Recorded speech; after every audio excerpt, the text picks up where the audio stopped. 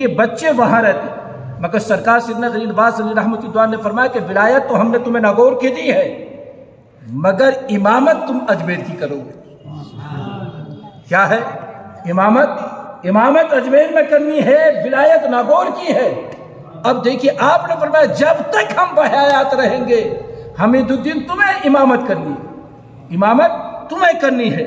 اب اس میں مطلب یہ کہ مفتی صاحب فرماتے ہیں کہ سرکار سیدنا حمید الدین ناگوری رحمۃ اللہ علیہ فجر کی نماز سرکار غریب نواز کی بارگاہ میں پڑھاتے، مسجد میں پڑھاتے، اور فجر کی نماز پڑھانے کے بعد آپ اپنے گاؤں تشریف لے کے جاتے ناگور۔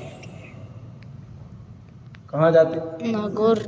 اب میں تم سے پوچھتا ہوں کہ ناگور اور مطلب اجمیر شریف کا کتنا فاصلہ ہے؟ میرے سامنے جو کتاب ہے اس میں 161 کلومیٹر لکھا ہے مفتی صاحب، میرے سامنے جو کتاب ہے اس میں 161 کلومیٹر ہے۔ اب شاید شہر بڑا ہونے کی وجہ سے مطلب یہ کہ کچھ دوری تھوڑی کم ہو گئی ہو تو ایک بات الگ ہے، مگر اس دور میں پہاڑی وغیرہ کے علاقے کی وجہ سے آپ نے مطلب یہ کہ اس میں 161 کلومیٹر لکھا کہ 161 کلومیٹر۔ اب فجر پڑھا کر آپ ناگور شریف تشریف لے جاتے اور مطلب یہ ہے کہ اپنے کھیتی کا کام کاج کرتے، اپنے بیوی بچوں کے ساتھ رہتے، اور ظہر کی نماز آن کے اجمیر شریف میں پڑھاتے۔ کہیے نا جوڑ سے یا سبحان اللہ۔ ظہر کی نماز اجمیر شریف میں آن کے آپ پڑھاتے۔ اب دیکھیے یہ جو فیض ہے اور جو مطلب یہ ہے کہ یہ سرکار سیدنا حضرت حمید الدین ناگوری رحمۃ اللہ علیہ کا جو کمال ہے کہ آپ مطلب یہ کہ فجر یہاں پڑھا رہے ہیں، پڑھا کر جاتے ہیں، ظہر پڑھا رہے ہیں، 161 کلومیٹر کا فاصلہ ہے۔ اگر یوں آدمی جائے تو کم سے کم کتنے گھنٹے لگے۔ آج کے دور میں اگر ہم تم بس سے بھی جائیں تو منیمم مطلب یہ کہ 4-5 گھنٹے لگ جائیں گے، 5 گھنٹے کا منیمم سفر ہے آج کے دور کا۔ اور اگر اس دور کا اگر حساب لگایا جائے تو اس دور میں تو کئی دن لگ جائیں گے بھائی۔ اس دور میں تو یا تو اونٹ سے آدمی سفر کرتا تھا یا پھر مطلب گھوڑے وغیرہ سے سفر کرتا تھا، تو اس دور میں کئی دن لگ جائیں گے۔ مگر قسم خدا کی یہ اللہ والے ہیں، ایک قدم رکھتے ہیں تو ان کا ایک قدم تو ہوتا ہے اجمیر میں، دوسرا قدم پتہ چلا ناگور شریف میں۔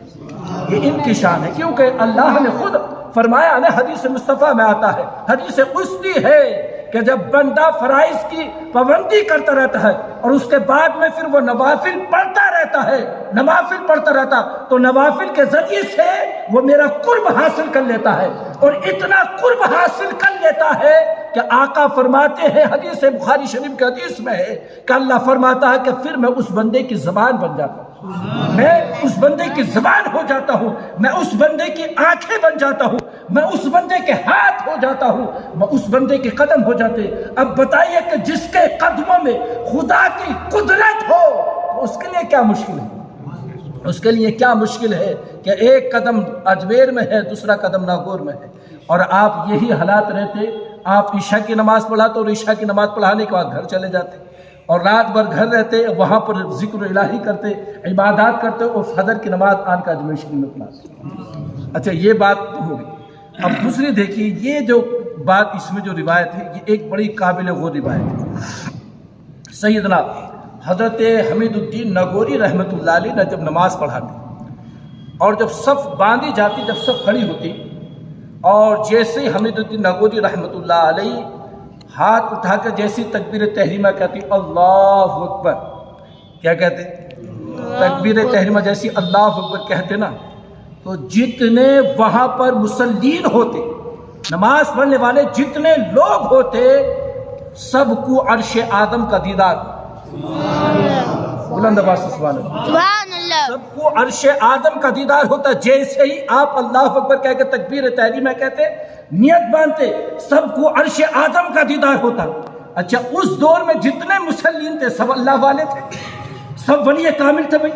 ہر کوئی یہ سمجھتا ہے کہ یہ میری کرامات ہے، ہر کوئی یہ تصور کرتا ہے یہ میری کرامات ہے، یہ میری کرامات کی وجہ سے میں اللہ کا نام لیتا ہوں، اس وجہ سے مجھ کو یہ عرش آدم نظر آتا، اس وجہ سے عرش آدم نظر آتا۔ غرض یہ ہر کوئی یہی تصور کرتا تھا۔ ایک دن ایسا ہوا کہ سرکار حمید الدین ناگوری رحمۃ اللہ علیہ نماز میں حاضر نہیں۔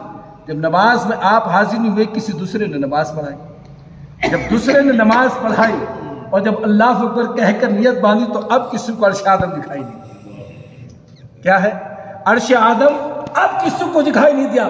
پھر یہ راز کھلا کہ یہ ہمارا کمال نہیں ہے, یہ اگر کمال ہے تو حمید الدین نگونی کا کمال ہے.